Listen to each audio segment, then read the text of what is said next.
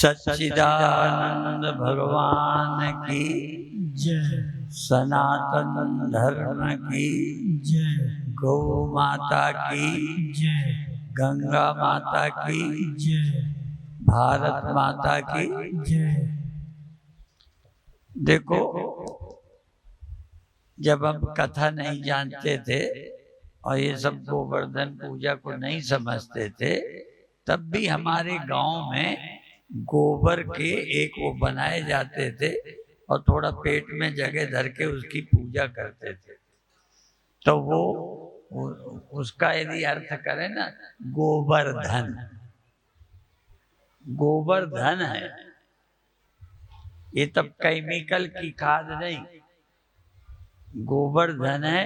जब ये खेती में पड़ता था तो शुद्ध अन्न होता था, बीमारी नहीं होती। इसलिए आज भी गोवर्धन की पूजा करो, उसका दुरुपयोग न करो, सम्मान करो किसका? गोबर का। गोवर्धन है, ठीक है। तो ये सच है कि हमारे यहाँ गांव में पहले गोबर के बनाते थे और उसकी पूजा करते थे। तब हम भागवत भी नहीं जानते थे, गांव गांव में गोवर्धन की पूजा होती थी। और तब खेतों में केंचुए होते थे, होते ना सांप जैसे, और वो भी उत्पन्न उत्पादनी शक्ति को वो, अब तो केंचुआ की खाद बनाते ना, तब वो खेतों में ही खाद बनाते रहते, निकलते थे तो पैर में इतने आ जाते थे। एक हमारी डॉक्टरनी थी उज्जैन की, वो केंचुए को देख के डरती थी, सांप की तरह बहुत होते थे रोडों पे, खेतों पे, और वो खाते हैं और निकालते हैं, वो बड़ी कीमती खाद होती, वो खेतों में पड़ती थी, ठीक है। अब केंचुए मिलते ही नहीं, इसलिए गोवर्धन की रक्षा भी करो, गोवर्धन की पूजा करो, सम्मान करो। गोबर को अधिक जलाओ मत, खेतों में डालो। अभी आजकल हम लोग अपनी गौशाला में हल्दी पैदा करते हैं, ऑर्गेनिक हल्दी, उसका अन्न शुद्ध होता है। कि कई लोग कहते ये डालो तो फल पे कीड़े नहीं आते, फल पे कीड़े नहीं लगते। क्यों नहीं लगते? क्योंकि वो जहरीली खाद जो डाली है वो, उसका प्रभाव पौधों पे जाता है, तो कीड़े तो नहीं लगते, ये सच है। पर क्यों नहीं लगते? क्योंकि कीड़े मर जाते हैं, पैदा नहीं होते। तो जिससे कीड़े मरते हैं, थोड़ा बहुत वो अन्न हमें भी नुकसान करता है। ये जो लाखों बीमारियां बढ़ रही हैं, जो बीमारी कभी सुनी नहीं थी, वो बीमारियां भी हो रही हैं, ठीक है। इसलिए धीरे धीरे पुरानी संस्कृति का सम्मान करो। अभी अभी तुलसी के पौधे दिए गए, हम अमेरिका गए तो वहाँ 5 रुपए का एक छोटा सा, ये तो बहुत बड़े थे, छोटे छोटे पौधे मंदिरों में रखते हैं और वो 5 रुपए का भक्तों को देते हैं। 5 रुपए का नहीं, $5 का, वहाँ तो डॉलर हो। हम 16 बार गए, 3-3 महीने वहाँ रहे, देखते हैं, ठीक है। तो अभिप्राय है तुलसी की बड़ी कीमत है।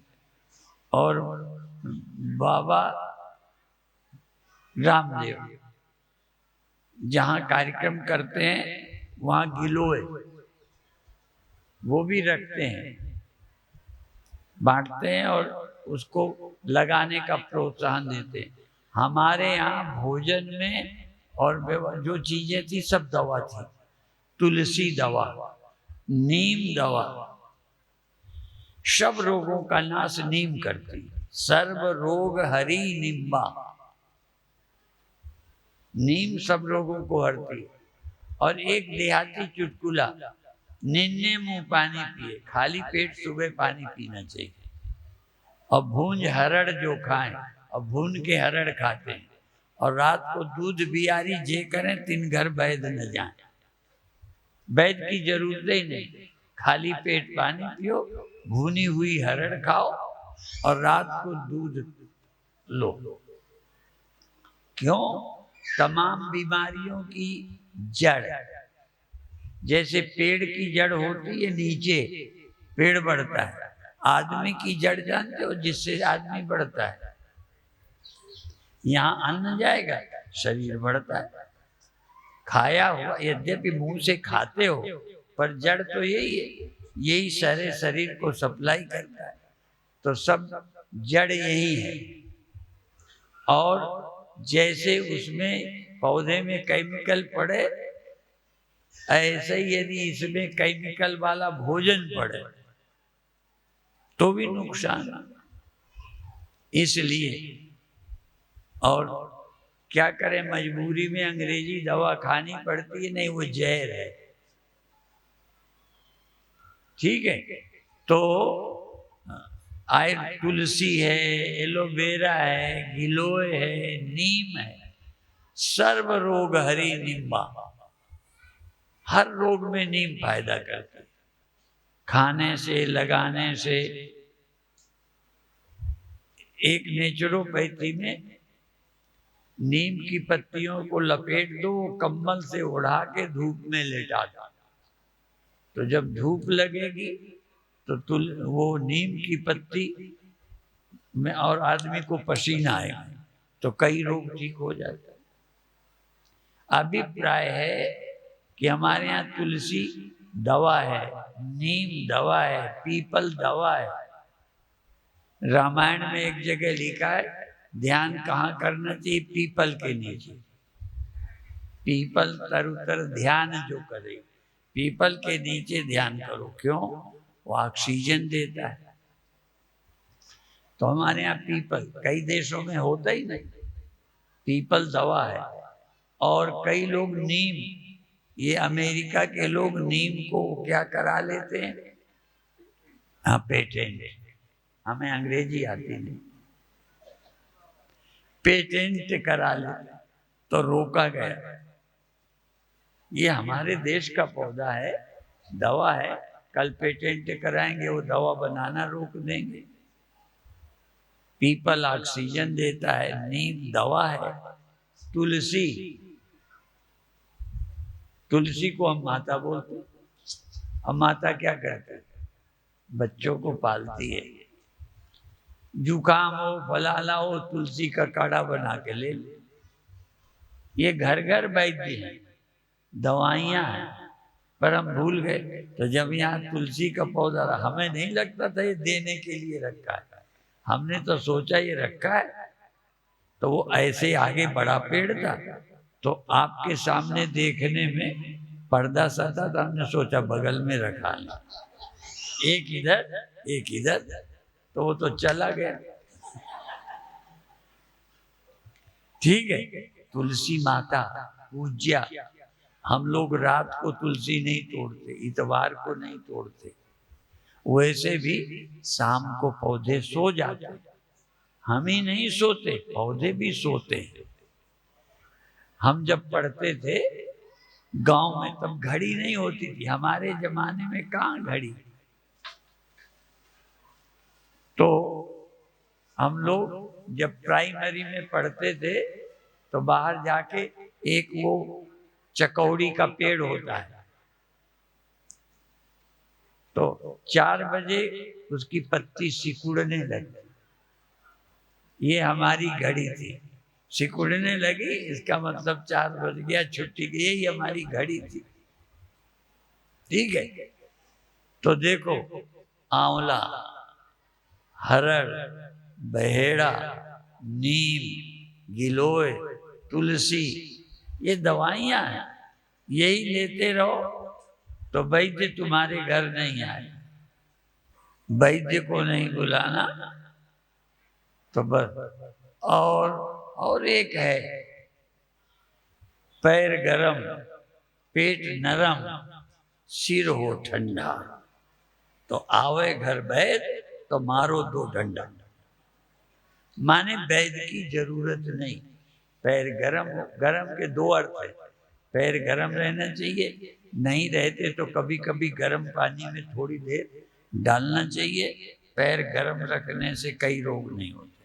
और पेट नरम रहना, इतना मत खाओ, नरम रहे, ठीक है, पेट नरम और सिर ठंडा। वैसे छूने में भी ठंडा रहे, वो भी अर्थ है। और एक ठंडे का दूसरा अर्थ है, माने गुस्सा न करो, सिर ठंडा रहना चाहिए, ठीक है। हाँ, सिर ठंडा रहे, पेट नरम रहे, तो प्राणायाम करो, भस्त्रिका करो। और एक और है, पेट को अंदर बाहर करो, श्वास निकालो, पेट अंदर बाहर, तो नरम होगा, पेट साफ होगा। तो क्या क्या बताएं, आप परहेज करना, नियम पालना नहीं पसंद है, बीमार होके डॉक्टर के यहाँ भर्ती हो जाओ, दंड भी लो, इंजेक्शन भी लगाओ, पैसा भी दो,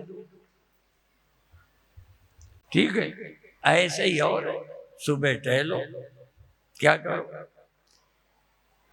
सभी बीमारियों की यही दवा क्या है, पानी पियो और खाओ हवा। हवा खाने के 2 अर्थ हैं, टहलो और प्राणायाम करो, वो भी हवा खाओ,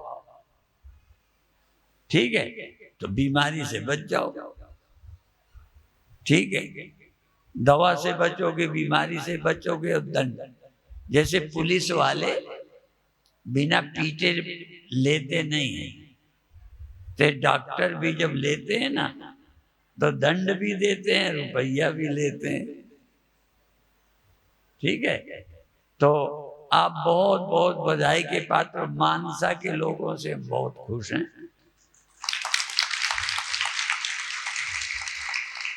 ठीक है। और ये समझो, यहाँ की गौशाला शाखा ही मान लो, यहाँ की गाय वहां चली गई। तुम लोग ने लड़कियां भेजते हो तो रिश्ता हो जाता है कि नहीं, ब्याह कर, तो यहाँ की गाय वहां गई, अब सीजई की गौशाला यहाँ की रिश्तेदार हो गए, ठीक है। तो ऐसा ही है, और रिश्ते पर ये, और प्रकृति के नियम से भी हमें ज्यादा नहीं मालूम था। हिंदू संस्कृति में परिवार से, नजदीकियों से शादी करना मना है, हम नहीं जानते थे। पर जब गौशाला बनाई, झूठ नहीं है, गौशाला बनाई तो समझ आया।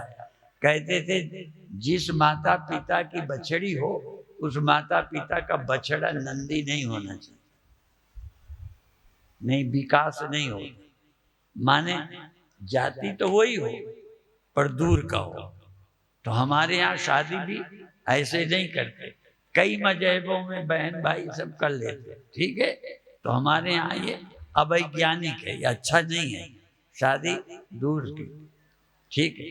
तो इस तरह से बहुत चीजें भारत की अच्छी हैं, पर हम भूल गए, ख्याल ही नहीं करते आप अपनी संस्कृति का। ऐसे ये तुलसी के पौधे जो दिए हैं, क्यों दिए हैं, ये घर में रखेंगे, ऐसे ही आप भी पौधा रखो, रोज पानी डालो, पूजा करो, ठीक है। तो तुलसी के बड़े गुण हैं। और एक और होता है, तुलसी से मिलता जुलता पौधा होता है, उसे हम कसौंदी बोलते हैं। यहाँ तो दवाइयाँ हैं। एक हमने संघ मंत्र बोलता है, हमें याद नहीं रहते, मंत्र बोलता है, ऐसा कोई शब्द नहीं जो मंत्र ना हो। तुम सोचते हो मंत्र, तो कहते हैं हर शब्द मंत्र है, ऐसा कोई शब्द नहीं जो मंत्र ना हो, और ऐसी कोई पौधा नहीं जो दवा ना हो। पर अभी और आधी बात, और ऐसा कोई व्यक्ति नहीं जो काम का ना हो। पर जो चौथा श्लोक का चरण है, योजकस्तत्र दुर्लभा, इसको कहाँ लगाना है ये जानकार कम है। हमारे को तो लड़ाके भी चाहिए, पर वो सेना में, ठीक है। अर्थात हर व्यक्ति काम का है, पर कौन कहाँ, विद्वान कहाँ चाहिए, वकील कहाँ चाहिए, पहलवान कहाँ चाहिए। तो हर व्यक्ति काम का है, पर किसको कहाँ लगाना। पहलवान को वकालत को भेज दो, कैसे काम लगा, कहाँ लगा। ऐसे ही हर पौधा औषधि है, पर कौन सा पौधा किस रोग में लगता है ये जानकार चाहिए। हर व्यक्ति काम का है, हर पौधा औषधि है, और हर शब्द मंत्र है। अब कहोगे हर शब्द मंत्र, हाँ, कहीं डांटना, कहीं डांटना गाली मंत्र है, पर तुम मुझे दे दो तो ठीक है। तो कहाँ कौन मंत्र काम करेगा, कहाँ विनम्रता से बोलना है, कहाँ डांट के बोलना है, कहाँ मुक्का दिखाना है, और कहाँ जो सब जगह एक ही थोड़ी चले। ऐसे ही सांप का मंत्र अलग, बिच्छू का मंत्र अलग, दवा अलग। ऐसे ही अलग अलग रोगों की अलग अलग दवा। तो कौन पत्ती, वो डॉक्टर चुनाव करेगा, इस रोग में ये जड़ी बूटी चलेगी, इस रोग में ये चलेगी, ये छटनी कर लें। हर पौधा काम का है, हर व्यक्ति काम का है, हर शब्द काम का है। पर कई बार जिसको प्रेम से बोलना उसको गुस्सा से बोल दिया, वो लड़के ने सुसाइड कर लिया। इसलिए शब्द का प्रयोग, जड़ी बूटी का प्रयोग, हाँ, जानकार। तो वैद्य से पूछो कौन दवा खाए, अपने मन से नहीं। तो एक आदमी ऐसे ही था, वो थोड़े दिन एक वैद्य के पास रहा, तो देखता था यही तो रोज बताते हैं। तो एक दिन वैद्य का बैग उठा के भाग गया कि अब तो मैं वैद्य बन गया। तो वो क्या करते थे, वो वैद्य जब वैद्य के साथ था तो एक ने क्या बोलते, अरबी, वो जो छिलका निकलता है, अरबी जो चिकनी सी होती है, हाँ, तो अरबी। तो एक डॉक्टर वैद्य ने देखा किसने वायु वाली चीज खा ली है, वायु बड़ी है। तो देखा अरबी के छिलके पड़े थे, तो उसने कहा तुमने अरबी खाई। अब वो जो कंपाउंडर था उसने देखा, बस इसमें कौन सी बात है, देख के बता दिया कि अरबी खाई है। अब जब वो बैग लेके भगा तो एक की तबीयत खराब थी, तो वही ऊंट के ऊपर जो लगाते हैं ना, जिस पे बैठ जाते हैं, कांठी बोलते हैं, क्या बोलते हैं, ठीक है। तो रोगी की तबीयत खराब थी, तो सोचा था वो जो थी वो वैद्य ने वही बताया, छिलका खा लिया और अरबी खा लिया। तो इसने कहा इसने ऊंट खा लिया। अब वो इतना ही जान पाया, ठीक है। तो ऐसे ही है, तो ऐसे सीखे सिखाए नहीं, जानकारी चाहिए। तो ऐसे ही कई लोग होते हैं, तो जानकार वैद्य। इसलिए कहावत है, नीम हकीम खतरे जान। अधूरा नॉलेज जो होता है ऐसा वैद्य नहीं। इसीलिए कहावत प्रसिद्ध है, वैद्य रोगी हो तो जल्दी उसकी दवा मत खाओ, जब ये खुद ही बीमार है हमें क्या दवा देगा, हाँ। और इसीलिए बहुत माया में फंसे लोगों की कथा, तुम्हें क्या जुड़ाएगा, वो खुद ही फंसा। इसलिए इन सब चीजों को सावधान रहना चाहिए। तभी स्वामी ज्योतिर्मय बताया करते, सुखदेव कैसे थे जिनकी कथा सुनी, त्यागी थे, अवधूत थे, कहीं फंसे नहीं। अब फंसे लोग क्या उपदेश करेंगे जो खुद ही फंसे। इसलिए ज्वान जोगी वैद्य रोगी, वैद्य रोगी हो,